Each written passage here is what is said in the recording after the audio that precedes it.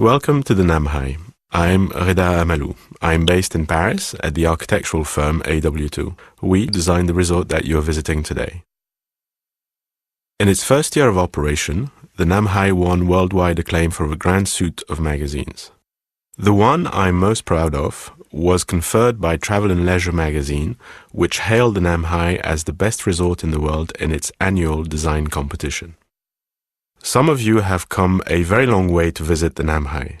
That's why we've been moved to create a walking tour of the Namhai as a way to answer a few questions and open a few doors into the culture of this country. It's my belief that history and time are an especially fertile breeding ground for contemporary and future architecture. In the following tour, I'm going to focus in two distinct areas, in the villas themselves and along the main axis of the resort. I am also going to take you to an original temple structure that we've preserved on the grounds of the Namhai. Before we get underway, let me call your attention to the resort's emblem, the lanterns of Hoi An. If you've been to our restaurant, you've seen an interpretation of these lanterns in the exquisite glass orbs. And if you've been to Hoi An, you've seen a profusion of lanterns hung from the old town's shop houses. Hoi An is famous for its lanterns. Lanterns factor significantly into the aesthetics of Asia, and so we have adopted this motif as the emblem of the resort. And now, let us begin the tour. The entire design of this resort is rooted in the Vietnamese house. The villas at the Namhai are a reinterpretation of an archetype that is found in central Vietnam. To the Vietnamese, these houses are known as Nha Rong or Nha Vuon. Nha Rong literally translates as house panels or house of panels, and Nha Vuon translates as house garden or garden house. For the purposes of this introduction, let's refer to the structure as a garden house. These homes are characterized by a relationship between breadth and depth that's been preserved in our interpretation of the villas, by a pitch roof of flat tiles, by a timber frame that supports the immensity of the roof, and by panels of decorative art within. In Toi Tien Huế province alone, a French NGO has identified hundreds of these traditional homes, but they're vanishing fast, undone by time and weather and by the prerogatives of families who yearn for brighter, cleaner, open spaces for their families. Now, let me ask you to go outside the villa and stand several meters away from the side of the villa. In the garden house, the longest side of the house is typically the front facade. In nearly every case, the front of the house is characterized by a suite of doors. That's not the case in our interpretation. The front of our villa is the narrow seaside facade. In fact, we have reoriented the spatial arrangement of the traditional house by 90 degrees. If you were standing in an original garden house, you would be standing among several colonnades.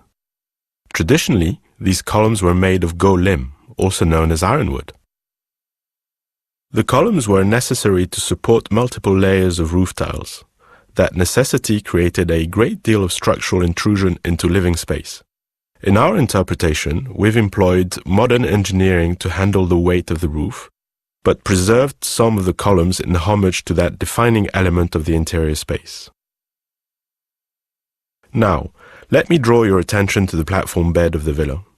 After the ancestor altar, the platform bed, or fan, is the most prominent furnishing in the Vietnamese home.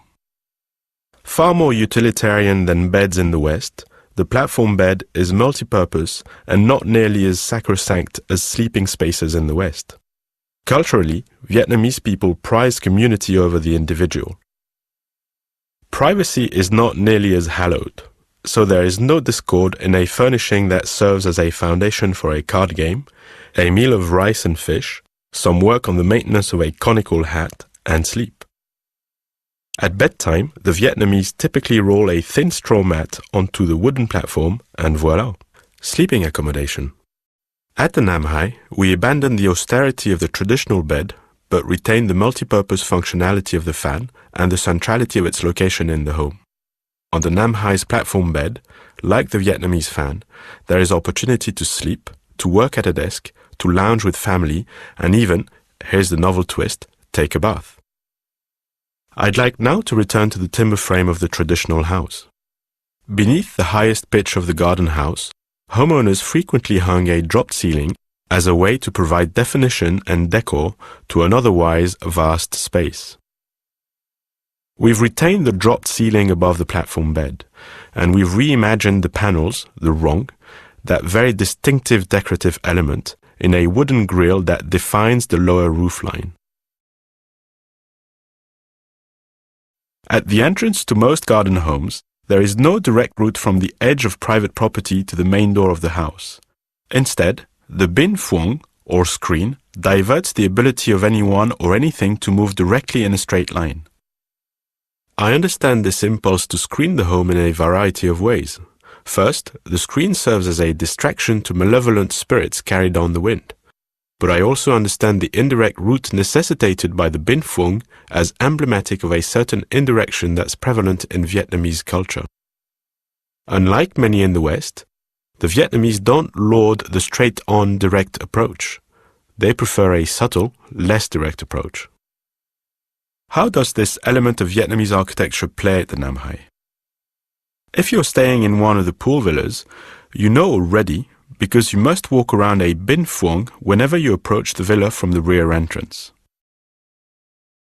I'd like you to now proceed to the reception pavilion, where I'll lead you on a walking tour of the resort's main axis. Please press the pause button on your iPod.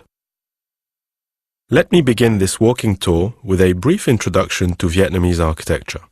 According to the renowned Vietnamese historian Nguyen Van Huyen, the Vietnamese understand architecture as the highest achievement of their art. But for the Vietnamese, architecture is so much more than structure.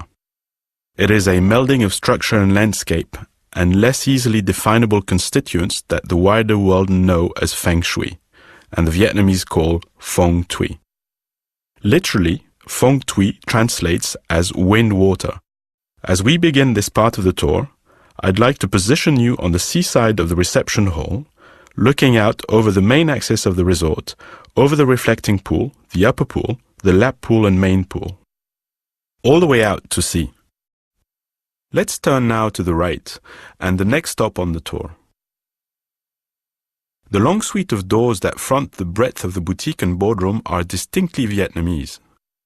Moving towards the sea along the right side of the axis, let me draw your attention to the roof of the open lounge to the right. The vast roofs of these more public buildings are of the second traditional style found throughout this part of Vietnam, and they are hallmarks of Hue architecture.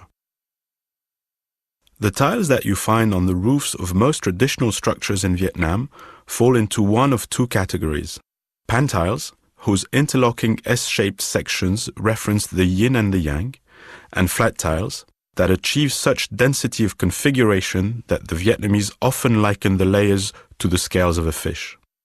Moving on, I'll ask you to stop at the uppermost swimming pool and have a look at the big-bellied jars set on their own stages. As everyone knows, rice is an integral part of Asian culture, as much part of Vietnamese culture as any other, perhaps more so. When you eat in Vietnam, you ăn com, or eat rice, even if you're not actually going to eat rice. The jars before you here are used for rice and water as well.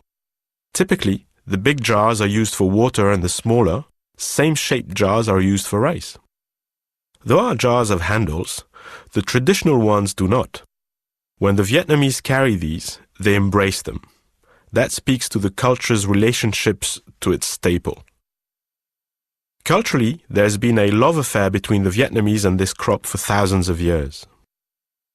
At this point, I won't ask you to continue your descent to the main pool, but do look at the ranks of palms. The symmetry is naturally appealing, but this too has precedent in the garden house, many of which are set off by a line of areca palms. The straightness of a tree trunk is an emblem to the integrity of a home's occupant, the symbol of a gentleman. Like so many elements at large in the Nam Hai, we've sought multiple levels of reference to tradition as we designed the resort. I would also point out to you the wonderful frangipani trees around the main pool. The Nguyen emperors were particularly fond of this tree. The lovely flowers tempt pickers, but mindful Vietnamese, for whom the flowering boughs of beautiful trees are often fair game, avoid picking these blooms. Why? according to a local custom, a ghost may follow that lovely flower home with you, and nobody wants that. If you cross now to the opposite side of the axis, toward the restaurant, I want to mention one other inspiration. Note the sheer-faced walls that border the steps. You may recall these walls from the epic French film about the colonial era, Indochine, when Catherine Deneuve and her adopted Vietnamese daughter are sitting in a lakeside pavilion. They are actually sitting on the grounds of Tu Duc's tomb, one of the most magisterial and inspiring works of architecture in all Vietnam. At Tu Duc's tomb, indeed through Hue's imperial city and the vestige of royal palaces in Hanoi, you'll note the width of the stairways. At the Nam Hai, that same expansively wide stairway is a hallmark of our central axis. Before we leave the main axis of the resort, let me draw your attention to another design element that's central to Vietnamese tradition. In fact, after the resort's trademark lantern, the ubiquitous candle holders rank as the most assertive decorative element.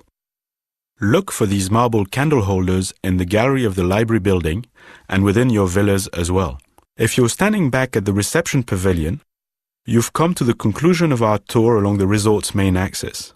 I'd like to steer you in one more direction to conclude this tour of the Nam Hai and Vietnamese culture.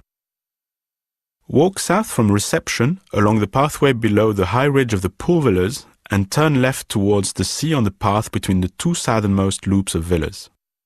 About 50 meters down this path is the Tan Hoang Temple.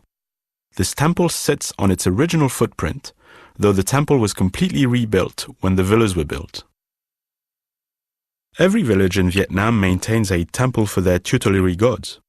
It's important to understand that this temple is not derived from Buddhist beliefs or even Confucian traditions.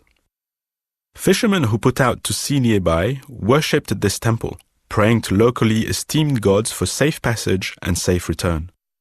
Though the Nam Hai now occupies this site, locals still make pilgrimages to this site at Tet and on other festival days of the lunar calendar. It's in the resort's best interest to keep this temple, says one local who now works at the resort. He says, and I quote, "The reason we keep the temple is because we want to keep the ghosts in the temple, not in the villa." This concludes this design tour of the Nam Hai. I hope you'll enjoy a rich stay for the journey.